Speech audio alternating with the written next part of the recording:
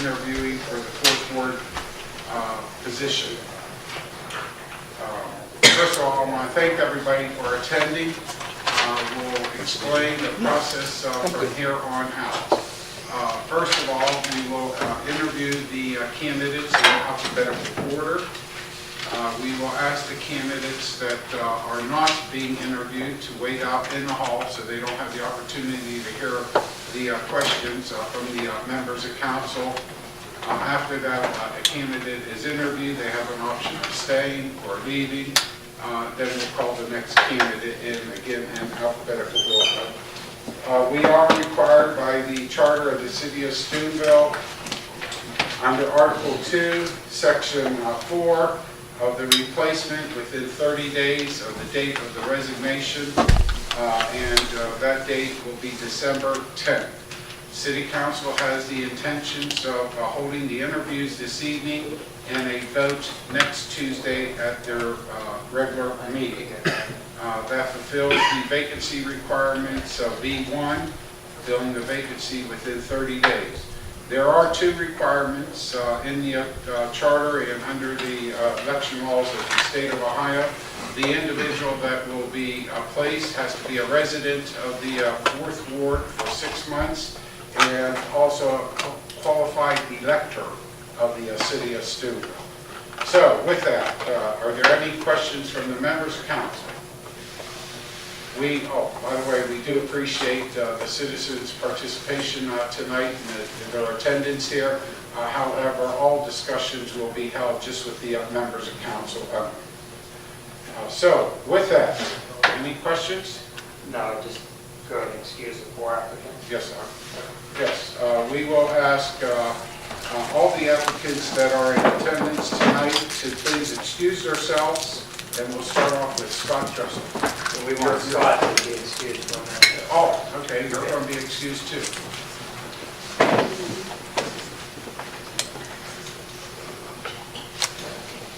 I think we want to talk about procedure before we get going. Right. Okay.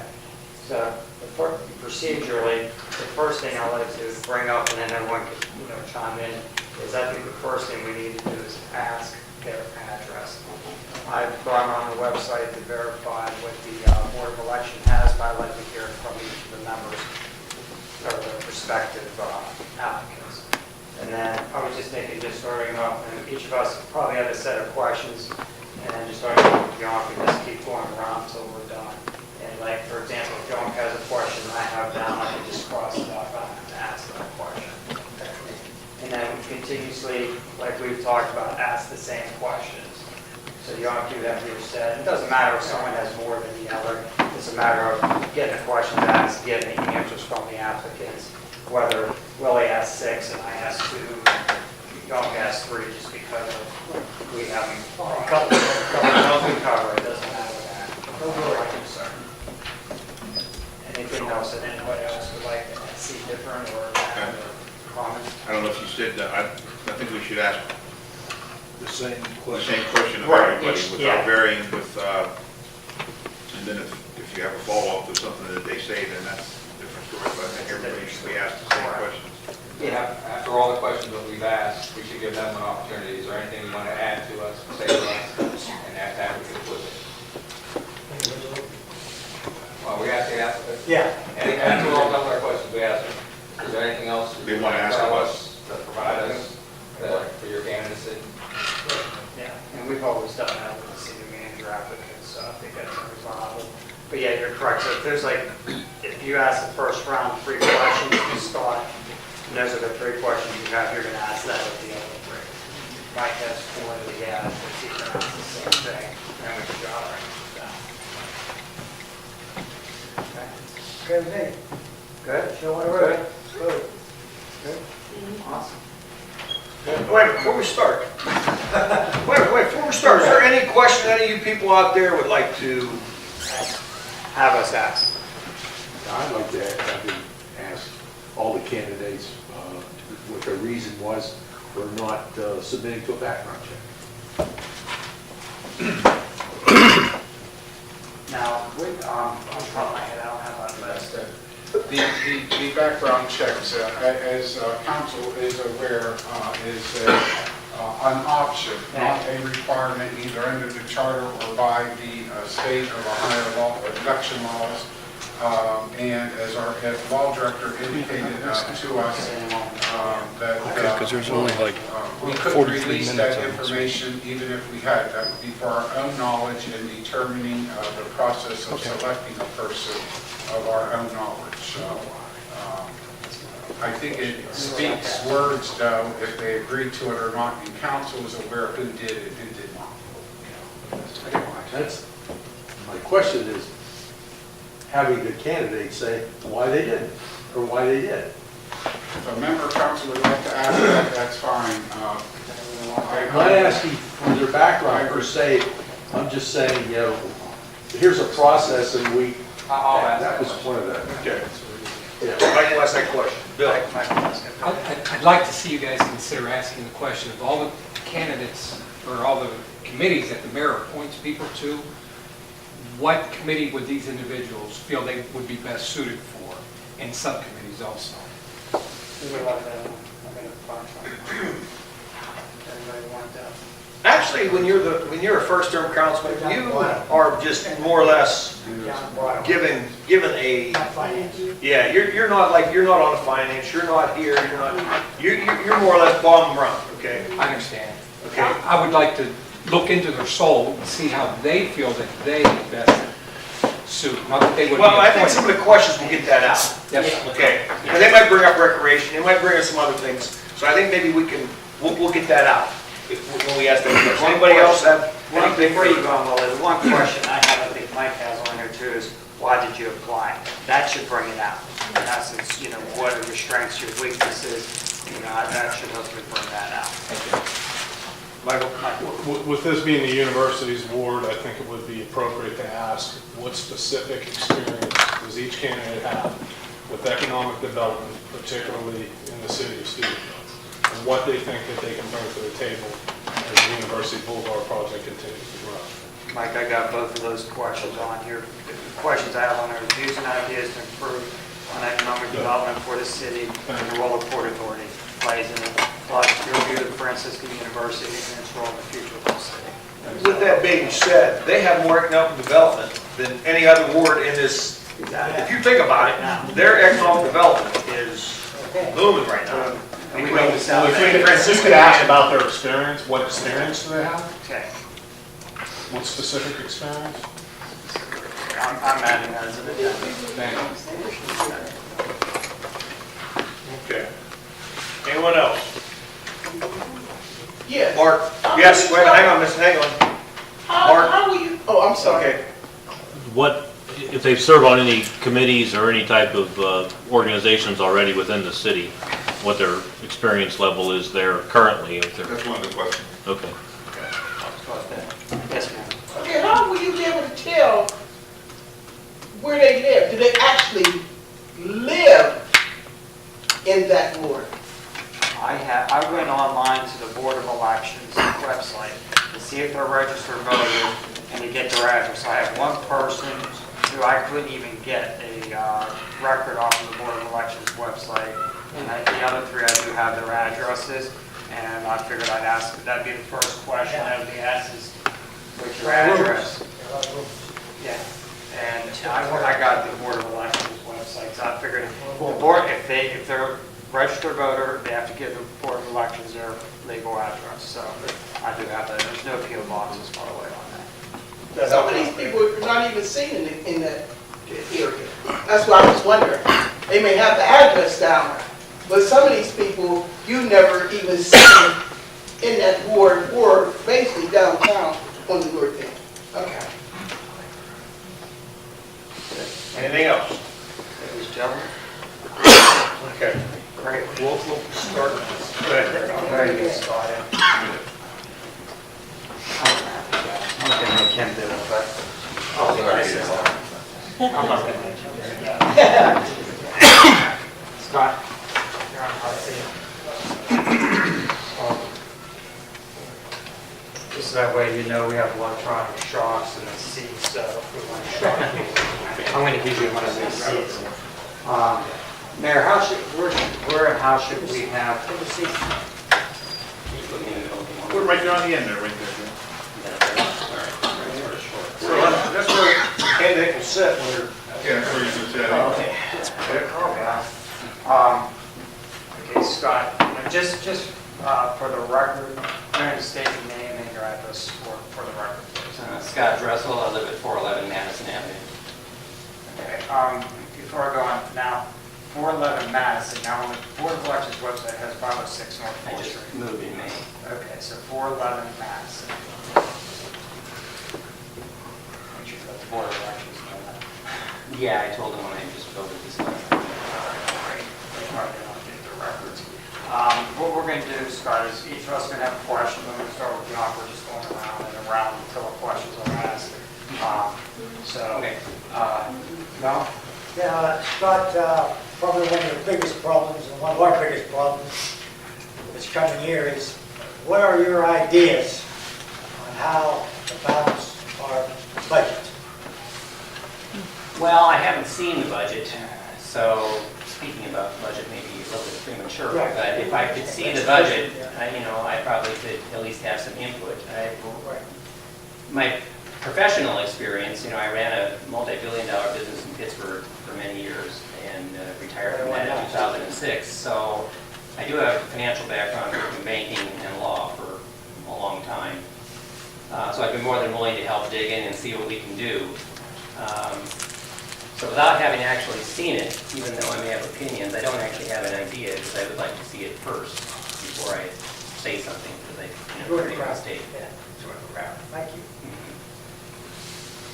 Could you describe your background, including your education and work experience, and why you believe it would help you become a effective councilman? Sure.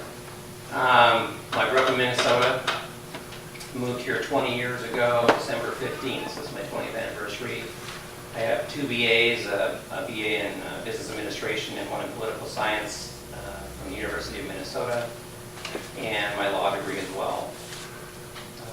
Did a number of things in my professional career, from being a court clerk, practicing law, to working in bank compliance, advertising, and marketing for almost 20 years until I quit in 2006. At that time, I was already living here, and took on building the bed and breakfast inn that I have on North 4th Street and getting that opened.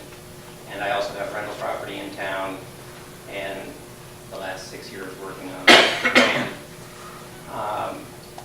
I took my entire retirement from PNC and invested that in the north end of Steubenville. In total, I spent over $2 million up there on the properties that I own on that street. So pretty much I'm invested in having it succeed or I'm doomed. So that's one reason I'm very interested in Steubenville. Steubenville has a spectacular history.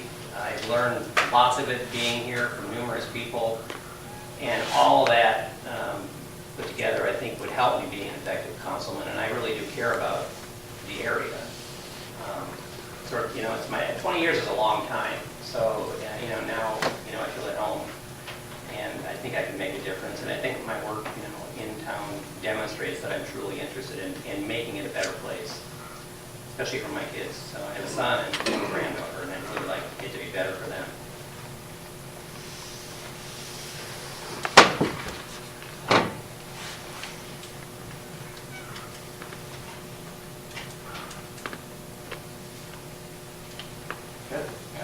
Scott, I'm going to start with this one. I have several, but I'm going to go around the horn. The first one is because our board is at Franciscan University represented. The third ward kind of shares a little bit of the Franciscan University, but the manager.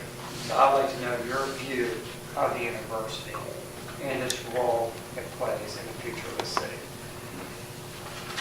Well, the university has a significant impact on my business, so it's about 20% of my in-business that I do. I've been watching its growth for some time. I think that its impact on University Boulevard is pretty spectacular in the last year, and obviously what's happening right now with construction. I think the university is probably the best business in town as far as growth and attracting people from outside that potentially would end up staying here. I think Trinity Hospital does a good job of that as well, but the university brings in a huge broad range of people from all over the world. I've met lots of them, the ones that really stay with me, and a lot of kids, and I think that alone is a catalyst for bringing in people for change and for improvement over time. It takes a long time though. The university doesn't grow overnight. So I am all in favor of it being there and continuing to grow. I don't see any really downside to it. So I think it's a good thing.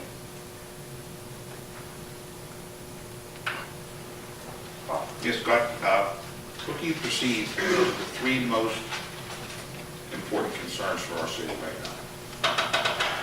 Well, the most important one, I think, on top is economic growth and development. That's a biggie, obviously. If you look around, though, a lot's been happening this last couple of years. It seems like everything's sort of bubbling. And so I think that still needs to be worked on and continue to grow. I mean, the whole River Rail area down there, hopefully that will generate business that will replace a lot of the jobs maybe eventually that were lost with the demise of the steel industry, which, you know, I sort of watched over the 20 years I've been here. That growth, I think, would help really take care of the second big problem, which is a budget that is tight and barely growing, if it's growing at all. And of course, state funding, from what I understand, that more or less went away. So even though you have growth, that loss sort of undid whatever work probably had been done for 20 years. You know, I don't know the numbers, but I don't have them. But so I think that the budget's the next big thing. You know, then we have the whole issue of urban blight, which I think is being addressed with the housing demolition project about to start, all the vacant buildings. And I think that makes a big difference because having blight makes it look bad and just attracts the wrong kind of thing. So I think taking care of what looks terrible and putting a better face on Jefferson County, which really is downtown Steubenville, in my opinion. The whole city matters, but when people come here, they really do see downtown first. I hear it all the time. And I hear lots of good things, so they're not all negative. So I think that the economic growth and then budget issues, which I think if we can actually help with some economic growth in some way, which is hard for a city to do, would help with the budget, and then in turn would eliminate some of the blight. So they're all related. But I think growth is what we really need, and a focus on image and just cleaning things up so they aren't dirty. Thank you. People, sorry. Hi, Scott. Okay. We have a river that runs through our town, but we need, we're talking about water rate increase, possibly. What do you think of that? Will be coming up in the near future if you become a member of this council? Or do you, I mean, with the water rate increase, or do you think there might be another way we could address this situation? Right. Well, like I said in the first question, I don't have the budget numbers, so this is hypothetical. But I think there's a couple things we should consider working on. One is we need a grant writer in the city, and we don't necessarily need 20 grant writers. We really need one that works for a whole bunch of organizations all at once. I need one for the grant, the city could use one, Sport could use one, SRG could use one. And perhaps we could find some grants that would help defray the cost of that new water plant we have to put in, because that's probably the biggest driver. That and the intake plant as well down here. So, and then the whole sewage treatment plant probably needs work as well. So there's some things EPA's always on us. yeah, so there's all these, you got 18,000 people trying to pay for, you know, $1 bazillion of infrastructure improvement that's being ordered by the EPA, which the city has no control over. And that's not good for any of us. On the other hand, as a landlord, I have families that pay on average $150 to $200 a month for water now. These are families of 4 or 5 people. And it's more than their electric bill. It's more than their gas bill. And these people are struggling.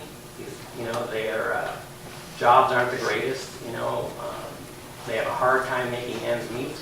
And so, while I understand from a perception point of view, when it's in the paper that the city is looking at a water rate increase, everybody, you know, has a seizure, you know, because we're already paying. I mean, just me, for example, me and my son, food. I turned the water heater down, so it uses less hot water, but it's like, it's $100 a month just for me. You know, I do a lot of laundry because I get dirty working, so I'm washing clothes all the time. But a lot of people do a lot of laundry. So a water rate increase certainly isn't the solution everybody would like to see. So if we can find another one and figure out some other way to try to finance these projects, I actually think, and this is nothing that here, but the EPA really has a burden, I think, to help provide resources for other solutions to help fund these things. I think it's an awful lot to dump on a little city. And then on top of all that, maybe, this might be really ridiculous, but we need some sort of cooperation countywide to get some of these costs under control and share water resource expense and share sewage instead of having every city have their own. I don't know if that works, but it would seem that maybe with this many people, we don't need our own water plant. Privatization or regionalization. Yeah, I'm not a huge fan of privatization, Yeah. because I've suffered through the whole Yeah. AT&T and AEP and Columbia Gas mess of Right. deregulation, which didn't seem to make anything cheaper. But maybe there is another solution, and I'd certainly help work on that. Thank you.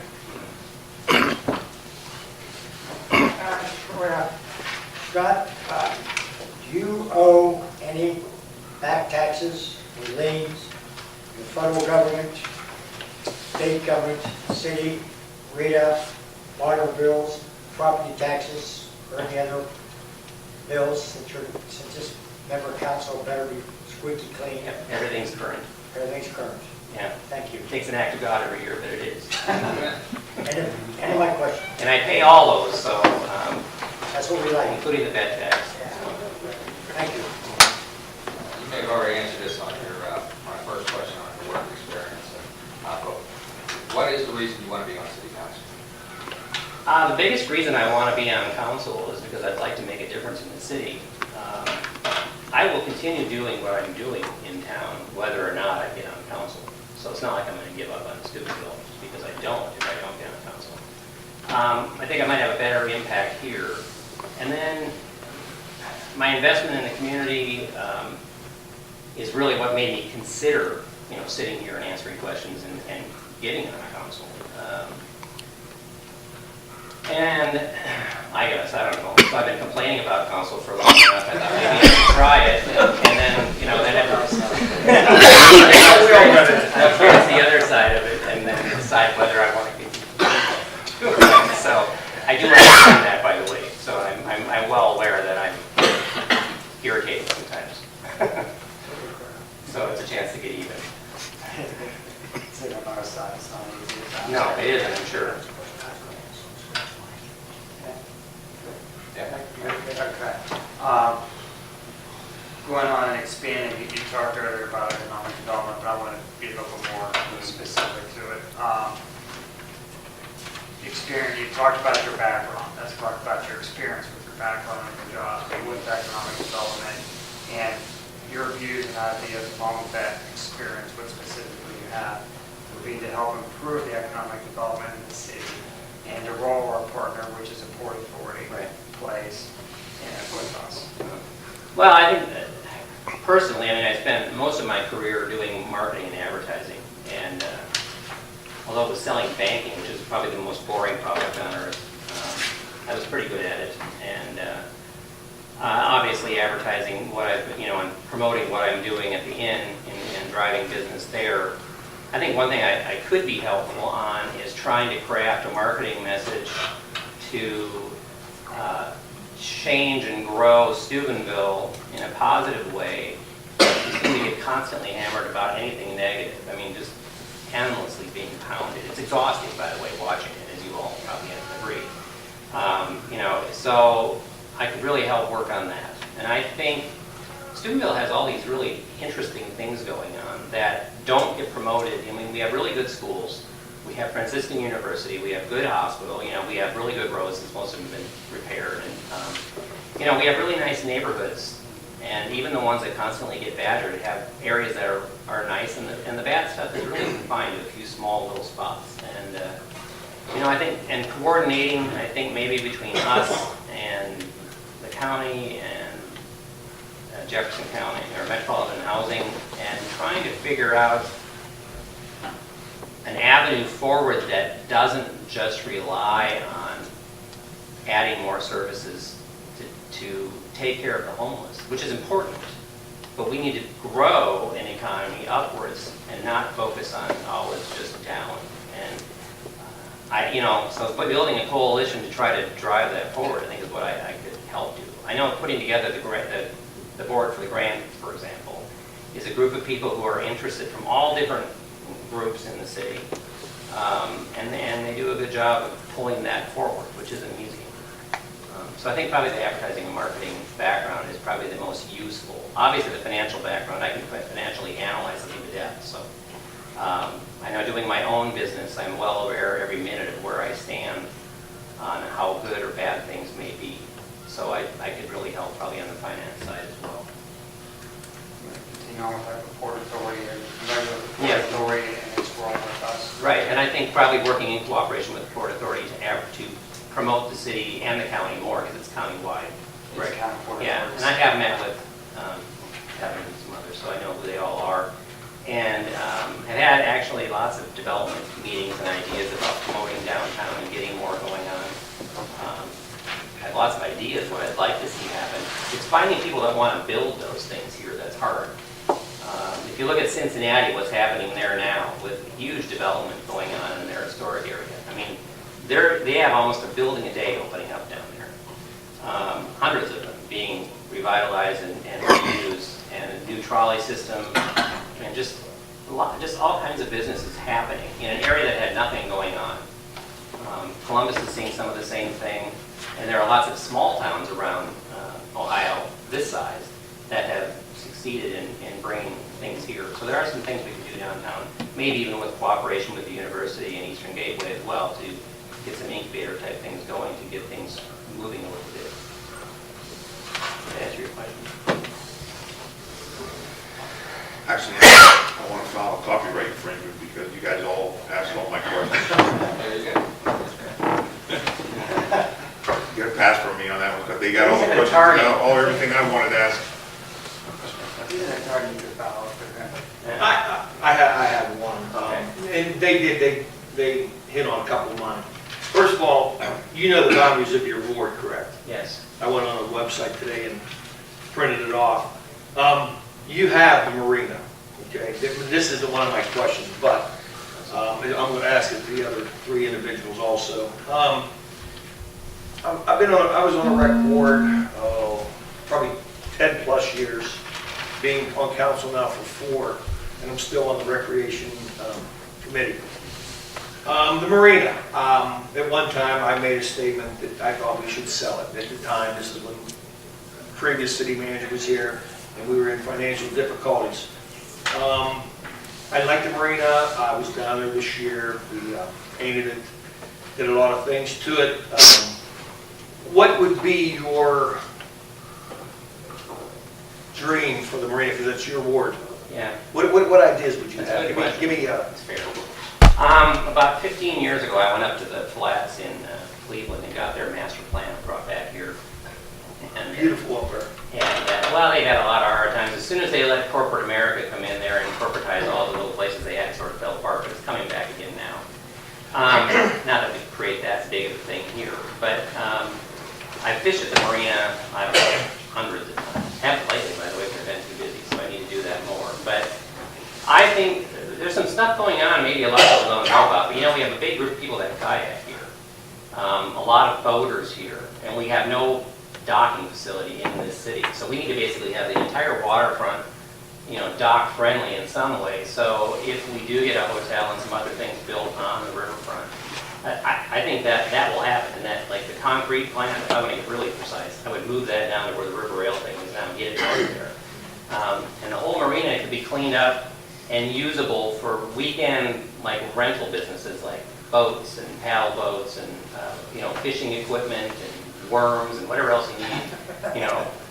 Beer, we can't sell beer there, because it's city property. So, Yeah. but use it for that because it's going to flood every 2.5 months anyway, so you can't do anything permanent down there.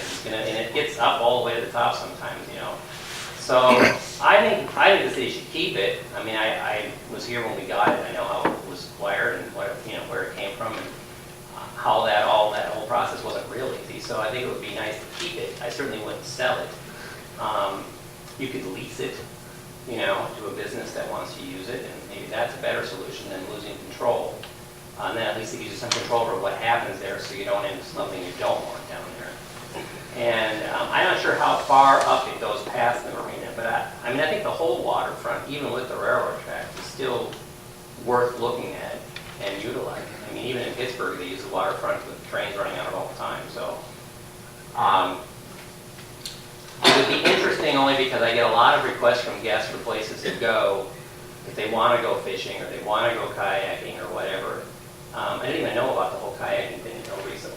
Someone was posting pictures on Facebook about kayaking in Steubenville and didn't know that happened. So I would like to see it developed and used as a recreation area where you can have summer businesses down there and maybe advertise, you know, they get a 20 by 40 foot spot for X amount of dollars, they can set up their rental place, and you know, you have to look at the liability issues there and decide, you know, what you're going to require of it. I can see people doing a number of things, you know, parasailing, maybe get a riverboat from up to go stop there once in a while, and then if we have all this development up University Boulevard, you know, that's sort of nice. Maybe when we redo that intersection that's out to be done, they really need to think of a pedestrian method to get across all that huge mess of roads that are going to be winding around in there. So we don't just cut it off completely. So. Very good. Thank you. Bypass this. Bypass my question. Okay, I have no more questions. Probably ask a couple, but this one, and bear with me, because you know what, council, if you get this seat, you know where targets and where, you know, this deals with social media, and it comes personal, okay, and I, you know, really hate to put you on the spot, but I'm gonna ask every person this question. There was an issue with Halloween, and you were not happy with the city with the issue with closing down your Halloween party. So you took to social media to air your negative view of the city on it. Right, I posted one comment saying that the city canceled the event. Yeah, Correct. and then it ended up that firestorm on Facebook occurred where there was a lot of community members that talked negatively about the mayor, the city manager, administration, and council. Again, we're targets, it is what it is.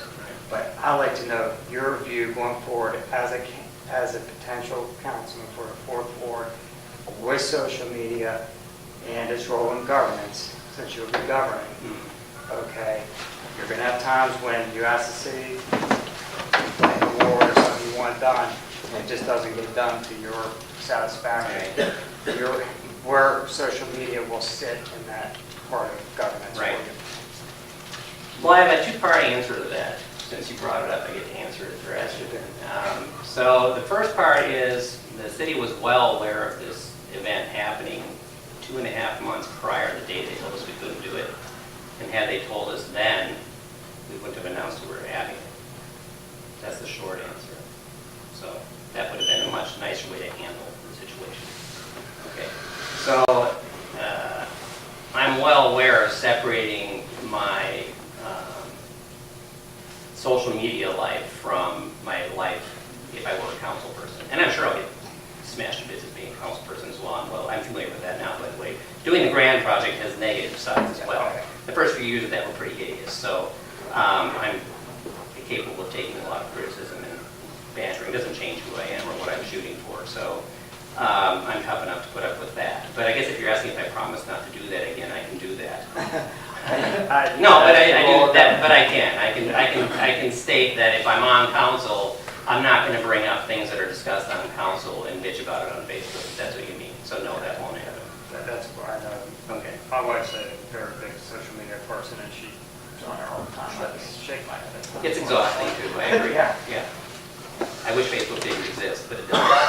Mark Zuckerberg made a ton of money Yeah. off of that. So he probably disagrees with you on that. Yeah. Well, we'll know in 25 years whether it's a great social experiment or not. So. Just lastly, before we open up to you, I know one of the things we wanted to get answered, and you highlighted a little bit under the economic development and stuff, but really the relations between the city and the county. Times they've been great, and we've done cooperative efforts together. Times Now, ego's gotten in the way, I think, when you look at it. So how can you, or what will you bring to the table to help with this cooperation between the city and the county on issues going forward? I don't have any pre-biased disposition either way. I get along with everybody at the county. I mean, I don't know them really well, but I mean, I don't argue with them, so. And I haven't posted anything negative on Facebook about them, so. So it's, Steubenville is, the county is small. I mean, I guess I don't understand why it's so complicated, quite honestly. So for me, if you have 60,000 people, I mean, I've lived in a lot of small towns, generally outside of bigger cities in my whole life. I've moved around that way. Some sort of cooperative approach to meeting anyway and discussing things, not that that's not happening now, because I actually don't know, but I think maybe there should be a structured meeting. I was discussing this earlier with someone, and perhaps maybe we should do that. And then secondly, where you have all these expenses that are so huge that seem to be burdening everybody, I mean, especially policing, which is so necessary because of the crime issue that seems to be huge, but really isn't gigantic. But we have the county here, we have the state here, we have us here. I don't know what the law requires us to do. That I don't know yet. So, but maybe there's some sort of sharing. I know that the agreement to get the state and the county, even to drive through town more, has helped, I think, in at least having a police presence. So if there's a way to do it in a cooperative way, I'm absolutely fine with that. And I think we should work toward that. If it could save both sides money, why not do it? The whole water issue. It's like, why is water an issue? It's water. I mean, and we do suck it out of the Ohio River, so it's not like we're creating it like gold out of lead. But it's interesting to me that, like, say, Toronto has a water plant, right? We do. Mingo does. Is there another one south? Is from there? Okay, so you got 4 in an area of, a few square miles, and they're all those plants I think are actually built practically big enough to serve the entire 60,000 people. Maybe I don't know that, but I know Steubenville can crank out a lot of water if it needs to. Even though it's leaking, but I mean, if we stop the leaking, we could shoot that all over the place. So maybe we need to look at all these expenses that aren't all those cities suffering from the same cost issue? So why isn't there a water summit? And we did have one. I don't know, mayor and our city manager attended one. Yeah, well, I made no fault, which was good. We get your point. So maybe we could do that and try to mitigate the cost of that amongst the 4. Maybe all 4 could actually cut their budgets by half if we cooperated. So yes, if I can do that, I certainly will. I don't know if that really answers your question. Actually, I went on today because I was looking in the privatization and some other things, and I went down, and I knew Wellsville had something different than what we had. And they have a Buckeye Water District, and it's through Columbia County, and their commissioners more or less operate that through the whole county. They have 9 people seated on their board. I guess it's more like a regionalization type of thing. But yeah, what you're getting at, yeah, I agree. Maybe that's the route we need to go. Put our heads together one day. But our biggest thing is our plant was made for Willing Pit to be operating, which is not now. Right. And, like maintenance plans as well. yes, we need to have more customers, which I don't know if we're going to get it. I don't see it in the future. Hopefully down the road we do have a lot more customers. But not quickly, probably. Right. I mean, actually, if we could announce a water rate decrease of half, that would be what you want to say, right? Well, I would love to hear that. Because that would help almost all the problems facing everybody with water. And so maybe there's a way to that if you could cooperate countywide. I don't know that, but I mean, it seems more likely if everybody's cooperating than not. Correct. I mean, there's financial straits right now anyhow. Yeah. So. Yeah. So, Members of council, any other questions that you guys have? Any other further? No. Then we're going to, you. And just 30 minutes. comments, questions of us, or things you just like to end on? I don't really have any questions. I mean, I've been here a long time, so I've sort of lived through most of it. I appreciate the consideration and the chance to answer all these questions. I have lots of ideas. I don't want to get too specific until I've actually looked at the budget, for example. And I mean, there are people that live with that budget every day, so they know the budget. It's a small city with big city problems, and it has a limited amount of money. And I think cooperation certainly would help. And maybe we need to find some creative ways to cut costs that don't necessarily involve the city, like cross-counting things and sharing expenses. Maybe that would help. I don't know that yet, but I think we can certainly look into it. So if I get the chance, then that's what I'll do. And if I do get the chance, I would be willing to run if that's a question in anybody's mind. Yeah, because once I've suffered through for 2 years, what's a few more, right? I mean, doesn't that generally break you in, so you're used to it by then? I've been here since 1960. Okay. Yeah. Oh, it's right, if you don't get the job, will you run again next time? If you don't get the job, like, will you run? That's an interesting question. I don't know. I mean, yeah, it depends, I guess, on what I see is going on. I think that we're at a turning point as far as growth here. So I do think things in Steubenville are going to change over the next 10 years for the better. And not necessarily because of oil and gas, by the way, because I think we're actually lucky not to have had a huge boom of things right here, because a boom and a bust you don't want. Nice, consistent growth over time is what you really want, and jobs that stick.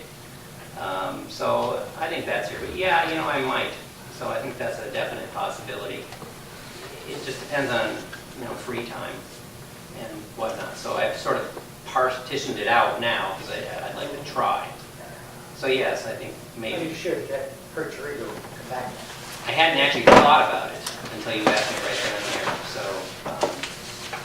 Just that way, I did sit in that seat in the 90s when Aldo Isidore got the nod and then ran. And then when he retired from the council, that's when I ran. So I did sit there and not get it. I was probably too young, but regardless, I went back. So what Yank is saying is definitely if it's a view to something.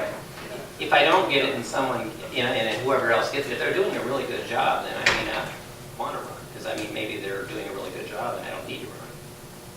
And I'm not saying that whoever was not doing a good job. But, you never know. So if I'm happy, why run? Scott, on behalf of the city council, thank you for your application, your time this evening, and again, next Tuesday, city council will Okay, thank you very much. Thank you. I'm going to bring in Jeff Name. John, when you come back, will you bring in? Yes, I certainly will. Say beer, Mr. Levis, I'm going out. I appreciate